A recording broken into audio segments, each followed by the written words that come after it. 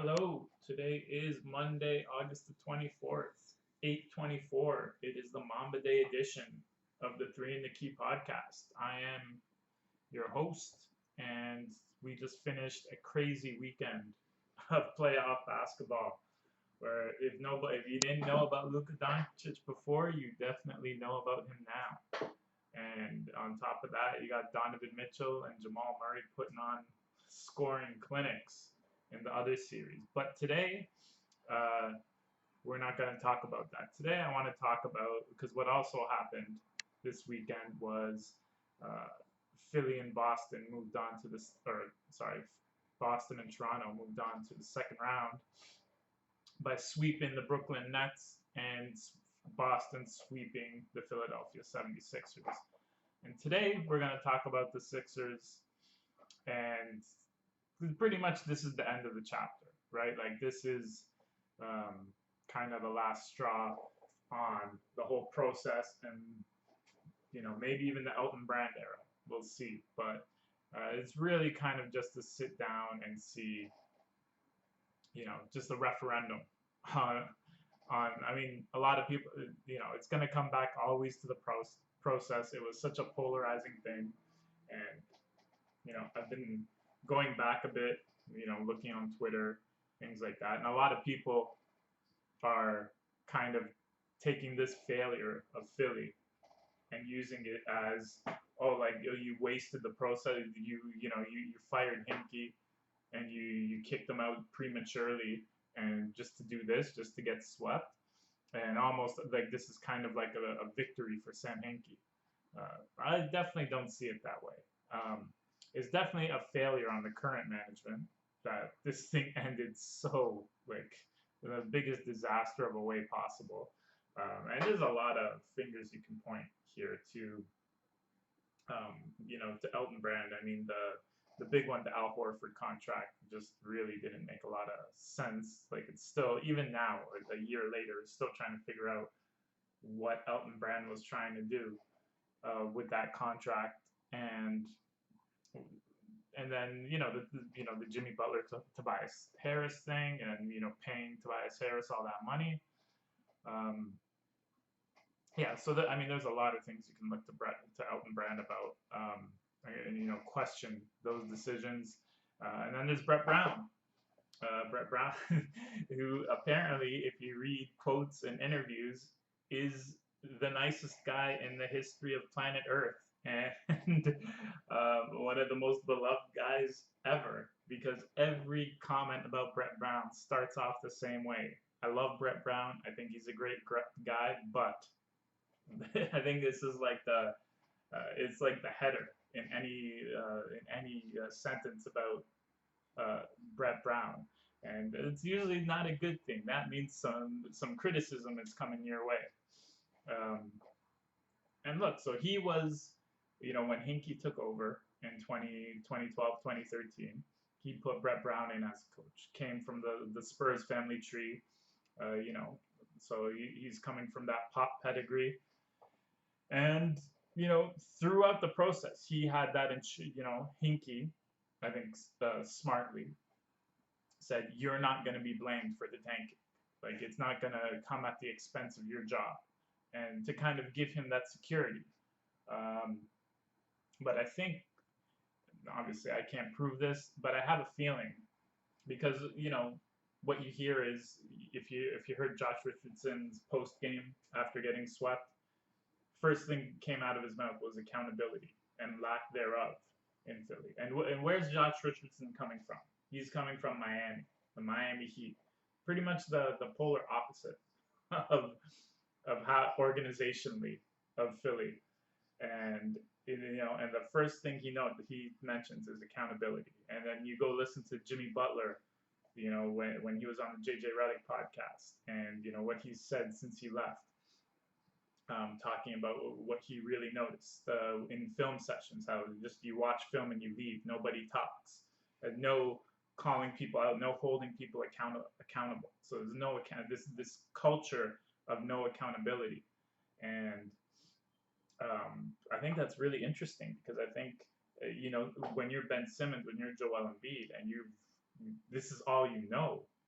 Um, how can they be the ones to change it, right? And then uh, it's shocking because Brett Brown coming from the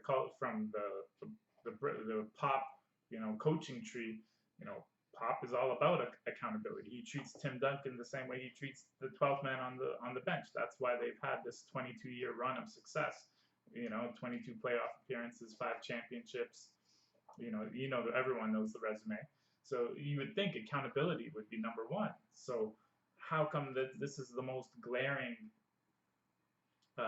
missing thing in this organization? And it makes me wonder. And I wonder if Brett Brown going through that tanking process kind of numbed him to losing. And almost because you have to think about what they were doing during that tanking thing. So not only were they um, were they tanking, but the way Hinkie was going about it, he was rarely keeping players. So he was drafting his guys. He was drafting who he drafted, and can talk about his draft choices.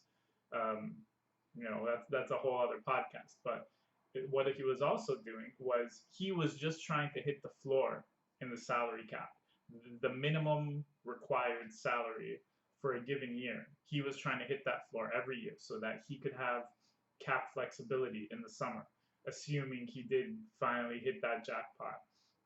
So, as a coach, what does that mean? It means you always, every 3 or 4 years, you just have this revolving door of players, and they're all young players, and you're not really allowed to develop them because for the most part, they're not coming back. So, and this goes on for a couple of years at a time, and at some point, it's gotta, as a coach, and coaches are ultra competitive people. I mean, every coach interview you listen to, or a coach who does commentary, you hear the competitiveness in them. How uh, you know they like they're yelling and being demonstrative, just like the guys who are actually playing the game. So, I don't think it's a competitive fire with Brett Brown, but I think that flame was extinguished through the process. And then when you finally did get the talent, you finally did get Embiid, and you finally did get Simmons, and um, you had to wait 2 years before they could ever play together, and then those years were tanked as well. Um, yeah, you couldn't you really, I think it just killed his, and you hear it almost kind of in his interviews. He just seems like a beaten man, and I kind of feel sorry for the guy because he got the job security. He never got blamed for the losing of the process, but it looks like it kind of came at the cost of his coaching spirit almost. And yeah, and it looks like everyone believes the most likely first casualty of this sweep this year is going to be Brett Brown, and um, I hope he takes a well-deserved vacation just to kind of recharge, because the man has been through a lot in 7 years. I don't couldn't think of a more rocky 7-year coaching tenure than what Brett Brown went through. Um, but yeah, so to me, that's an indictment on the process. Is that you and it's a difficult one to prove, obviously, but I don't think they're unrelated. That this coach, who's so highly regarded by everyone and who everyone speaks so highly of, just puts in this team where everyone just seems to go through the motions. Nobody holds anyone accountable, and you have a star player in Ben Simmons who, ability wise, is a franchise guy, but for whatever reason is so stubborn. It's not that he can't shoot; it's that he refuses to shoot.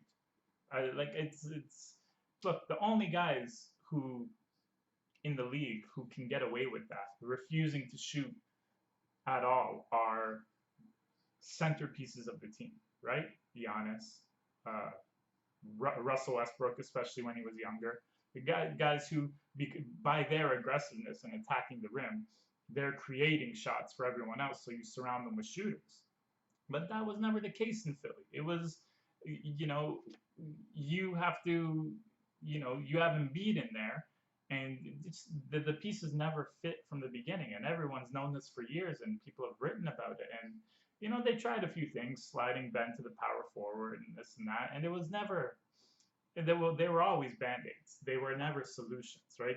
The real solution would have been if Ben Simmons started, developing an outside game. But whether it's out of stubbornness, whether it's out of a feeling where he felt that the team the offense should revolve around him, and what ended up actually eventually happening was Embiid started coming out so that things would open up inside, so Ben could attack, and then Embiid got killed for that by all the retired bigs and all the critics, because he would float out there and shoot those jump shots and play outside. But it was kind of he had no choice. It was one of those guys had to make a compromise, and Embiid ended up being the one doing it, maybe to his own detriment.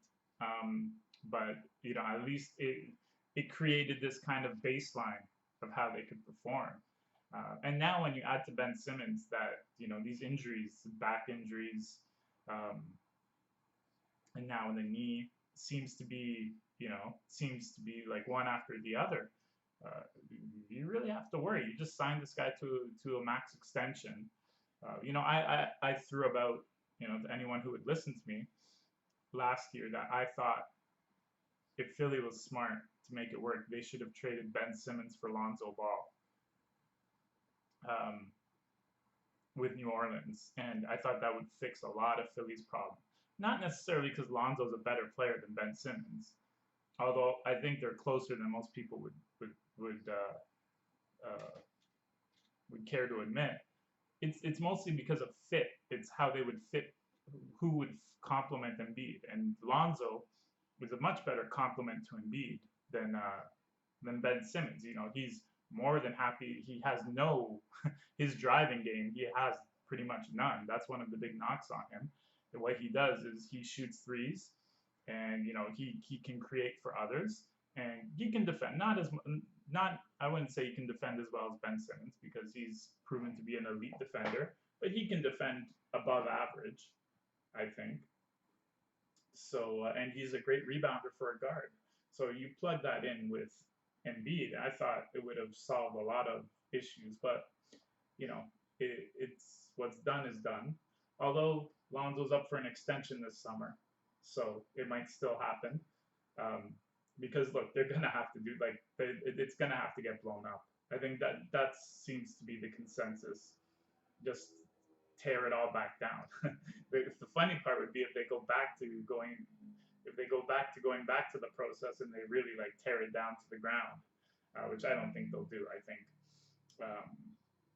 I do think they're going to have to make a decision between Simmons and Embiid, and I don't agree with it, but I think they're going to keep Simmons and they're going to part with Embiid, because I think from just practicality point of view, it's easier to build a winner around Ben Simmons than it is Joel Embiid.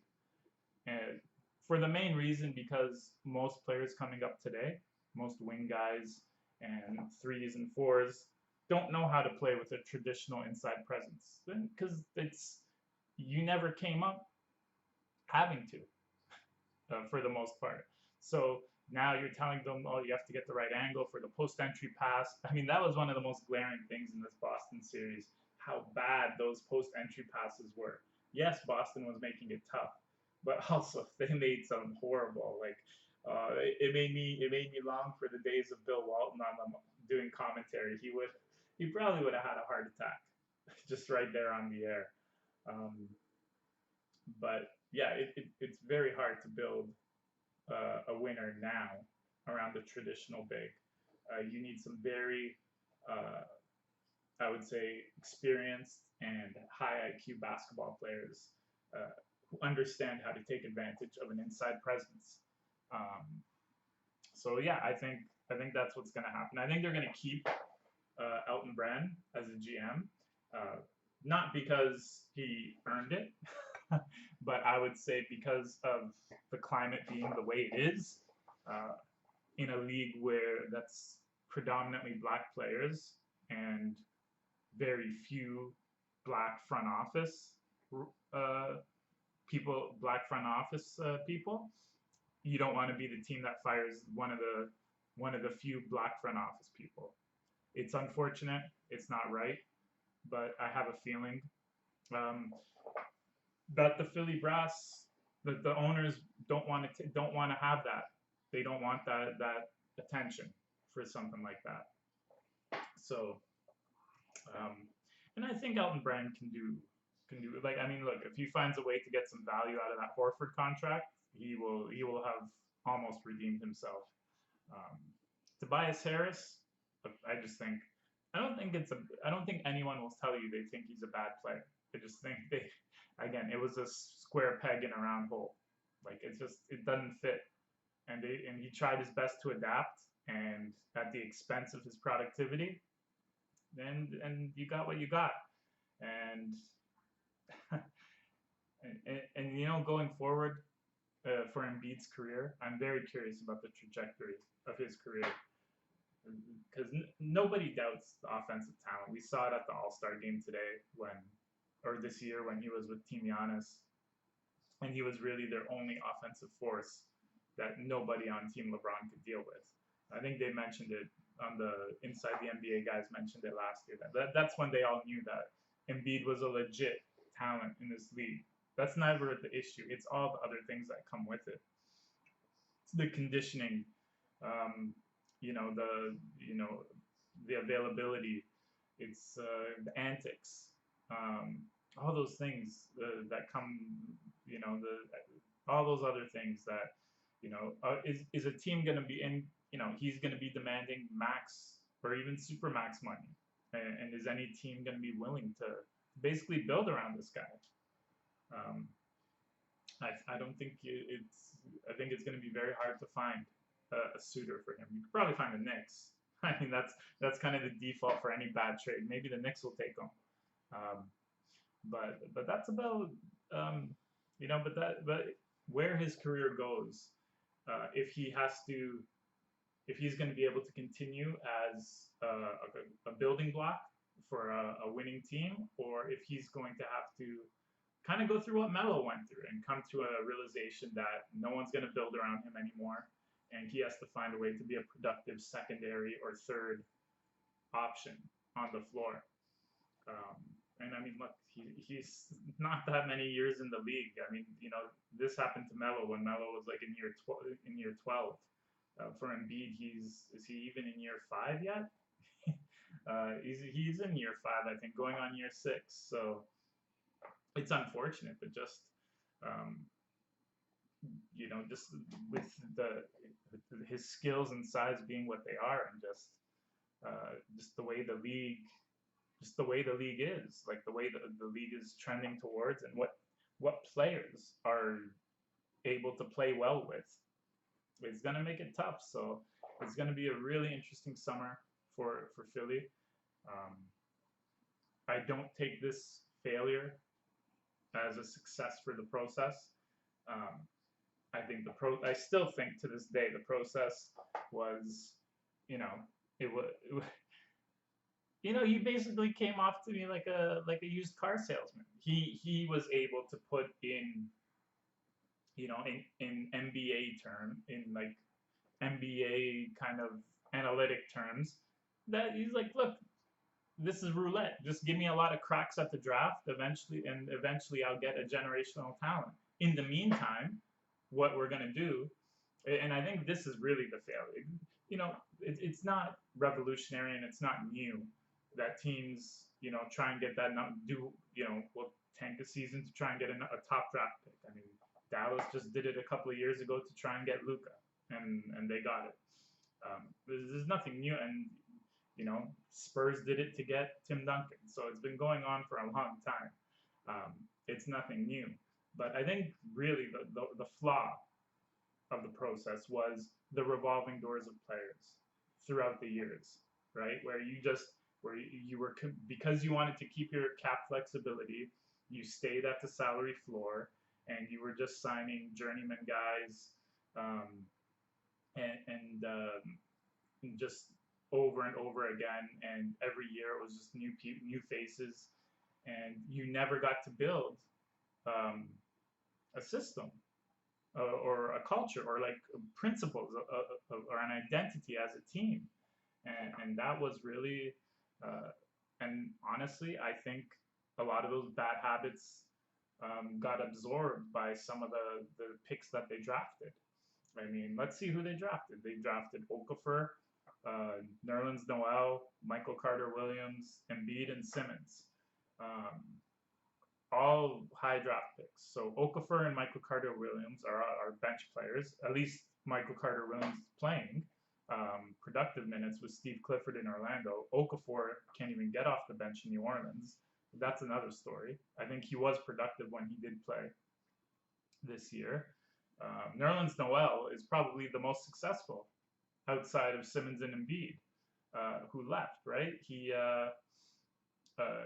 found a home in OKC as a backup big, who's just like a really strong defensive presence. So, like it's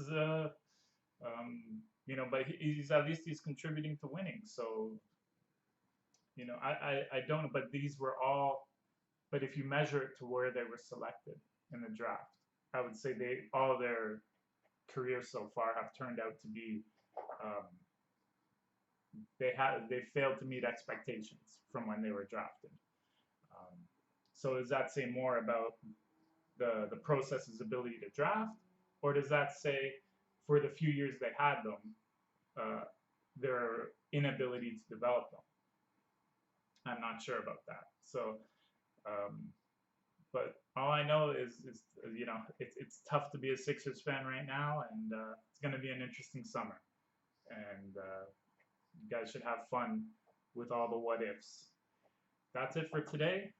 Everyone enjoy the rest of your day, and we'll talk to you tomorrow. Catch up on the games from tonight. By the way, I think LA goes up.